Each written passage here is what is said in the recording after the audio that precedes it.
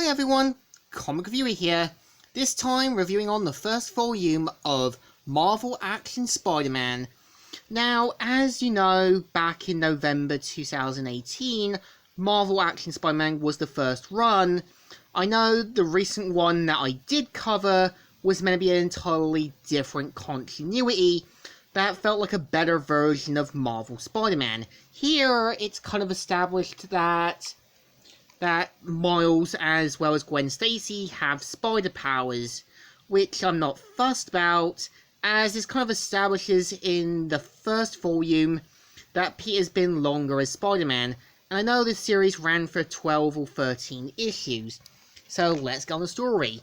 It starts off how Peter's patrolling the streets, and here's someone saying, "Ah, help!" with an old guy saying, "Good Spider-Man!"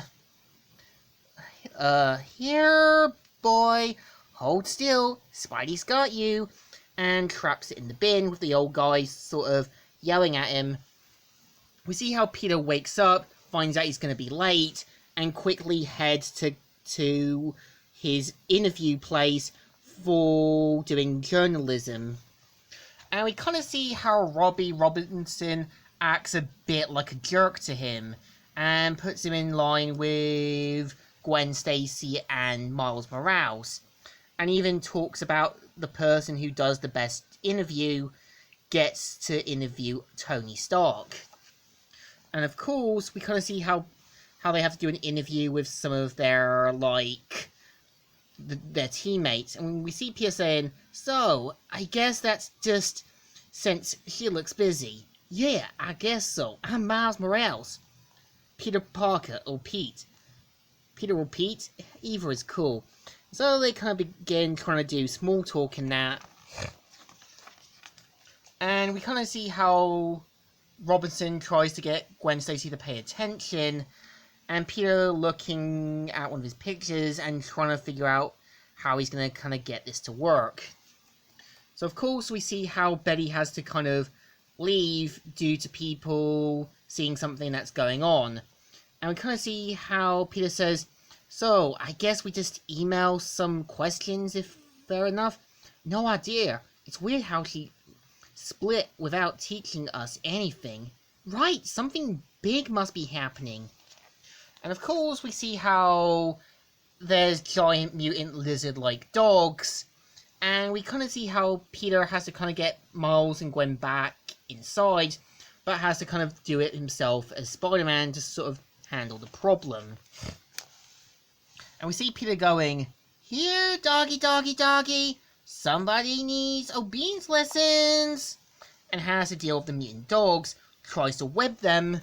We kind of see how he manages to web them down, and tries to get Gwen to kind of get her to stay back, until one of them tries to go for her, which Miles throws garbage bags at it, and quickly leaves. And we kind of see how Peter says, "That should keep him busy. And you, girl, don't get too close. You shouldn't mess with things that could eat you." And we kind of see how Gwen doesn't pay attention. And we kind of see how Peter has to try and find Miles. And we see how Peter sees to his surprise how Miles has super strength, basically has the same sort of skills like Miles, and even makes a joke saying, "Anakin, I have the high ground. What, not a Star Wars fan?" And lands on the giant mutant-like dog and starts riding it around. But of course, as soon as Spider-Man starts webbing it, it ends up shaking the Miles off and says, "I can relate," and manages to web it down. And of course, Peter has to deepen his voice in case Miles figures things out. And we see the police hanging their guns in the air, and kind of see one of them saying, "Oh, Spider-Man, I guess that's the rabid dog we got a call about." And we see Spider-Man says, "It's not rabid, it's mutated or something. But both animals are taken care of, thanks to this from this young figure." Huh? Where'd he go?